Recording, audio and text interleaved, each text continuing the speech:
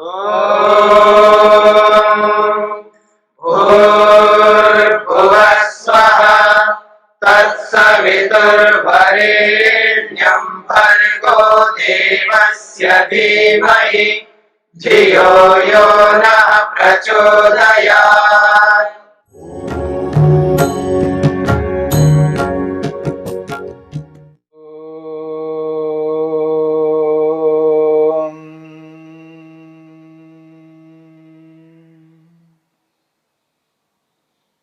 साधन पाद के 5वें सूत्र को लेकर के विचार चल रहा है। महर्षि पतंजलि ने अविद्या के स्वरूप को बताते हुए कहा है, अनित्या शुचि दुखानात्मसु नित्य शुचि सुखात्मख्यातिरविद्या। अनित्य को नित्य समझना अविद्या है, अशुद्ध को शुद्ध समझना अविद्या है, दुख को सुख समझना अविद्या है, और जो आत्मा नहीं है, अनात्मा है, अर्थात जड़ है, उस जड़ वस्तु को चेतन वस्तु समझना ये अविद्या है। अविद्या के इन चारों भेदों में पहला भेद है अनित्य को नित्य समझना। अनित्य को नित्य समझने की जो बुद्धि है, जो ज्ञान है, ये जब तक हमारे मन में रहेगा तब तक हम यथार्थता को प्राप्त नहीं कर पाएंगे। उस सत्य को, परम सत्य को, ईश्वर को प्राप्त नहीं कर पाएंगे, समाधि नहीं लगा पाएंगे। आत्मा परमात्मा का दर्शन करके अपने प्रयोजन को पूर्ण नहीं कर पाएंगे। इसलिए इस अविद्या के स्वरूप को समझने की आवश्यकता है। जब कोई एक वस्तु के रूप में दिखाई देती है, जिसको इकाई के रूप में, एक व्यक्ति के रूप में, एक वस्तु के रूप में जब हम देखते हैं, उसके प्रति आकर्षण रहता है, एक लगाव उत्पन्न होता है। यद्यपि वह वस्तु अनित्य है, उस अनित्य वस्तु के प्रति जब तक आकर्षण रहेगा, लगाव रहेगा, उसमें रुचि उत्पन्न होती रहेगी, उसी के प्रति श्रद्धान्वित होते रहेंगे, वही ग्राह्य प्राप्त करने योग्य बनता जाएगा। तो जो नित्य वस्तु है, नित्य पदार्थ है, जिसे जानना है, समझना है, जिनके प्रति आकर्षण उत्पन्न करना है, लगाव उत्पन्न करना है, श्रद्धा प्रेम उत्पन्न करना है, जिनको प्राप्त करना है, जिनको पाकर के अपने प्रयोजन को पूर्ण करना है, वो धरा रह जाएगा। क्योंकि हमारी प्रवृत्ति अनित्य वस्तुओं के प्रति हो रही है, और जब तक अनित्य वस्तुओं के प्रति ये प्रवृत्ति बनी रहेगी तो समझ लेना वो नित्य पदार्थ के प्रति जो प्रवृत्ति होनी चाहिए वो रुकती जाएगी, रुकती जाएगी। वो ऐसी स्थिति में पहुंच जाएगी, ऐसी स्थिति में पहुंच जाएगी जिसमें व्यक्ति दोबारा उभरना चाहे बहुत कठिन हो जाएगा। इसलिए इस अनित्य पदार्थ को अनित्य समझने की चेष्टा करना है, और इन अनित्य पदार्थों को जब तक विभाग नहीं करेंगे, अवयवों के रूप में नहीं देखेंगे, तब तक ये नित्य बुद्धि बनी रहेगी। जैसे शरीर है, शरीर यद्यपि अनित्य है, जड़ वस्तु है, उत्पन्न पदार्थ है, अनेक अवयवों को मिलाने पर ये उत्पन्न हुआ है, शब्दों से जानते हुए भी व्यवहार में इस शरीर को नित्य मान करके, नित्य बुद्धि बना करके जब व्यक्ति चलता है तो उसका परिणाम ये निकलता है कि दुख, क्योंकि अनित्य को नित्य मानने पर दुख प्राप्त होता है। क्योंकि शरीर में हानि होने पर, शरीर में कमी होने पर, शरीर में रोग उत्पन्न होने पर व्यक्ति अत्यंत दुखी होता हुआ दिखाई देता है। ये परिणाम निकलता है। इसलिए इस अनित्य को अनित्य मान करके व्यक्ति को चलना है, उसके लिए क्रिया योग को अपनाना है। महर्षि वेदव्यास कहते हैं, अशुचि को शुचि समझता है व्यक्ति। जो अशुद्ध है उसको शुद्ध मानने लगता है। और उसके लिए महर्षि वेदव्यास ने एक बहुत अच्छा उदाहरण दिया है।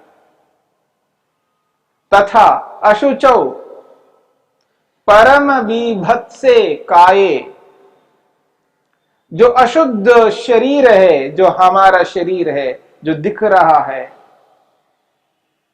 यद्यपि यह शरीर अशुद्ध है पर इसको शुद्ध के रूप में देखता है।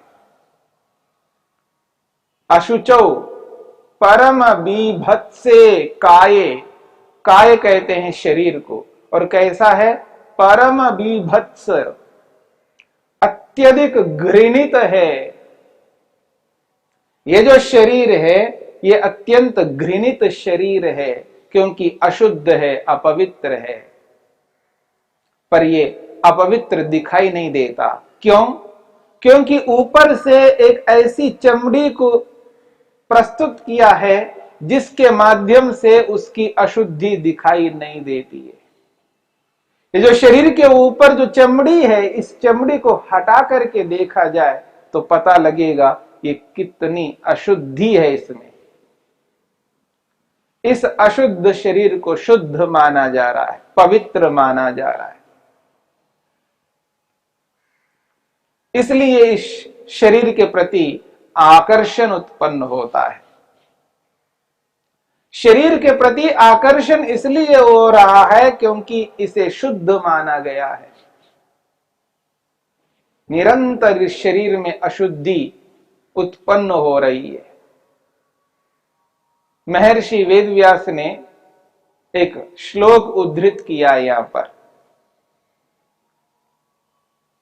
महर्षि वेदव्यास कहते हैं, स्थानाद बीजात उपष्टंभात निस्यंधान निधनादपि कायमाधेय शौचत्वात् पंडिताई अशुचिम विदुः। स्थानात बीजात उपष्टंभात निस्यंदात निधनादपि कायमाधेय शौचत्वात् पंडिताई अशुचिम विदुः। जो पंडित है, जो विद्वान है, योग में कुशल है, योगी है, ऐसे योग के महाविद्वान, महान योगी,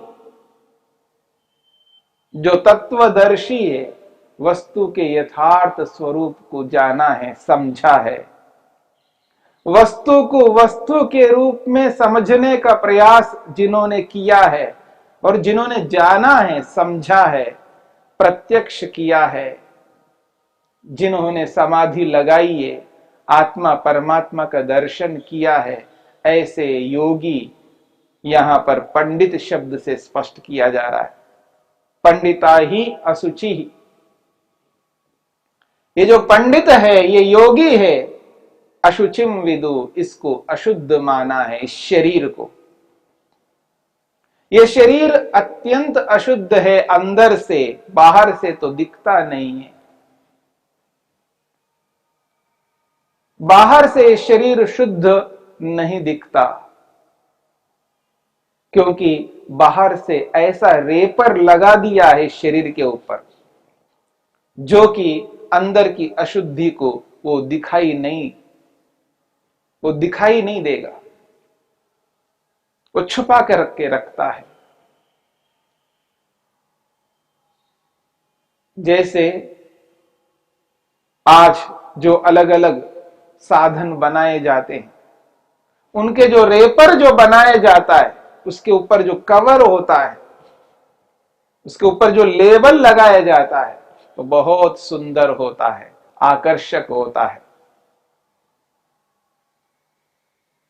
व्यक्ति उस लेबल को, उस रेपर को, उस ऊपर के कागज को देख करके बहुत प्रभावित होता है, पर जरूरी नहीं है उसके अंदर जो माल है वो बहुत अच्छा हो।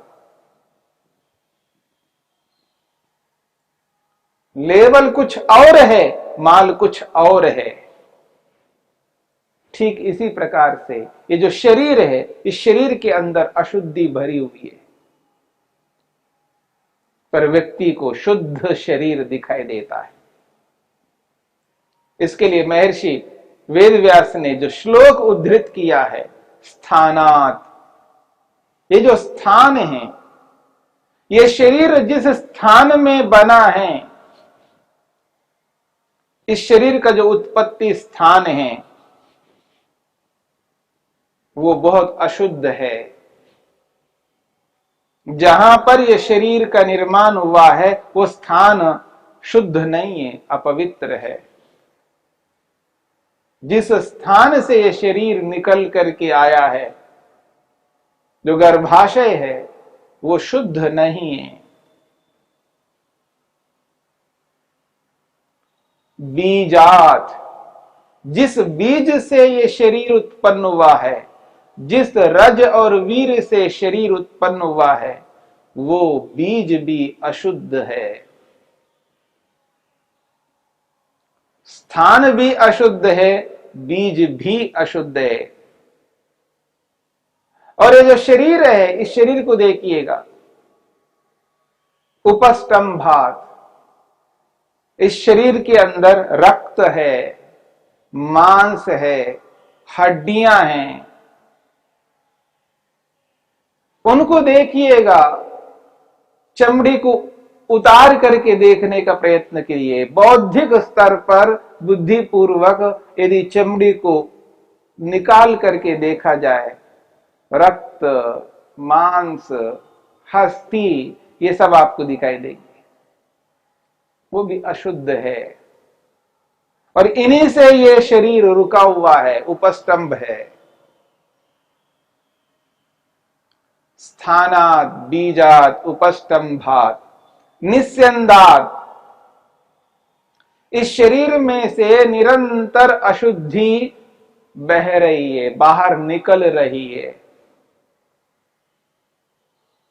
पूरे शरीर में से अशुद्धि बाहर निकलती है। शरीर का कोई ऐसा स्थान नहीं है जहां से अशुद्धि नहीं निकलती हो। निस्यंदात, बह रही है अशुद्धि, शरीर से बाहर निकल रही है, पसीने के माध्यम से, मलमूत्र के माध्यम से। शरीर के जितने भी द्वार हैं, आंखें हैं, कान हैं, नाक है, मुंह है, जितने भी स्थान है इस शरीर के, इन सभी स्थानों से अशुद्धि निकलती रहती है, निरंतर निकलती रहती है, कभी रुकती नहीं है। ये अशुद्धि 24 घंटे निकलते ही रहती है। ये जो अशुद्धि निरंतर निकल रही है शरीर से, फिर भी इस शरीर को शुद्ध माना जा रहा है।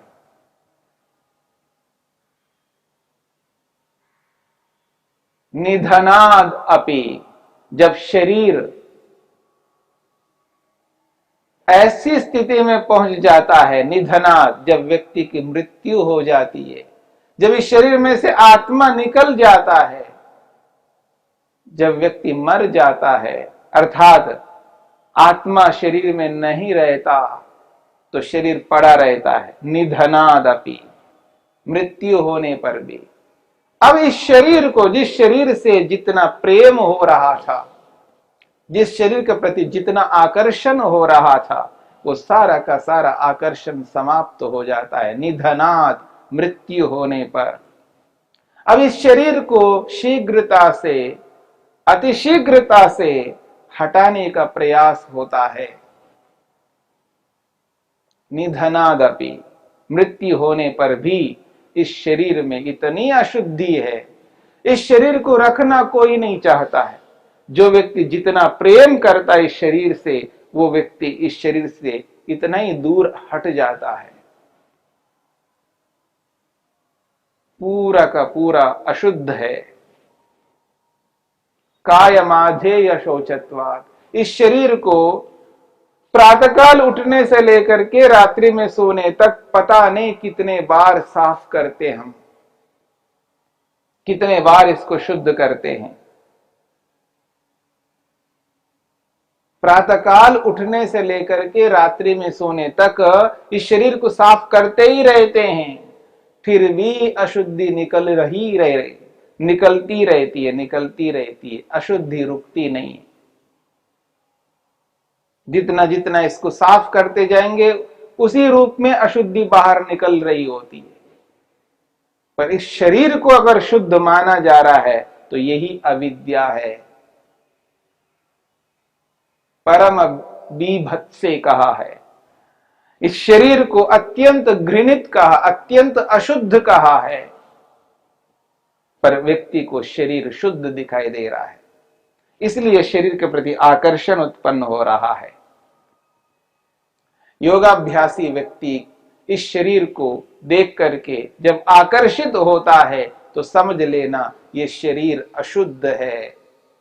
इस अशुद्ध शरीर को शुद्ध मान करके व्यक्ति योगाभ्यासी आकर्षित हो रहा है।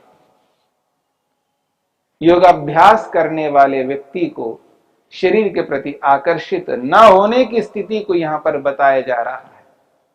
यदि शरीर के प्रति आकर्षण उत्पन्न हो रहा है तो समझ लेना अविद्या है, क्योंकि अशुद्ध को शुद्ध मान करके ही व्यक्ति आकर्षित होता है। ये सारा का सारा आकर्षण शुद्ध मान करके होता है। जब अशुद्ध मान लेता है तो कोई आकर्षण नहीं हो सकता।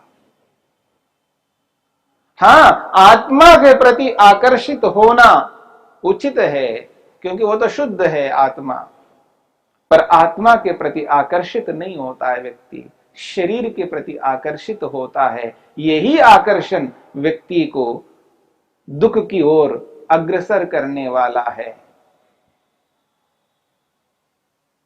अशुद्ध को शुद्ध मानना, अपवित्र को पवित्र मानना, घृणित को ग्राह्य मानना, अपनाने योग्य मानना, यही तो अविद्या है। इस अशुद्ध को शुद्ध जब तक मानते रहेंगे तब तक ये आकर्षण बना ही रहेगा। इस आकर्षण से बच नहीं सकता व्यक्ति। इसलिए शरीर के प्रति जब व्यक्ति कोई आकर्षित हो रहा है तो समझ लेना वो इसलिए आकर्षित हो रहा है क्योंकि उसको शुद्ध मान रहा है। अशुद्ध मानता हुआ कभी भी कोई भी व्यक्ति आकर्षित नहीं हो सकता। यही अशुद्ध को शुद्ध मानने का अभिप्राय है।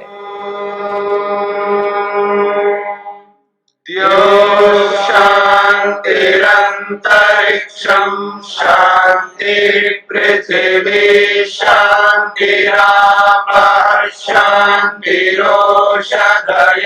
शांति वनस्पतयः शांतिर्विश्वे देवाः शांतिर्ब्रह्म शांति सर्वं शांति शांतिरेव शांति क्षमा शांतिरेधि।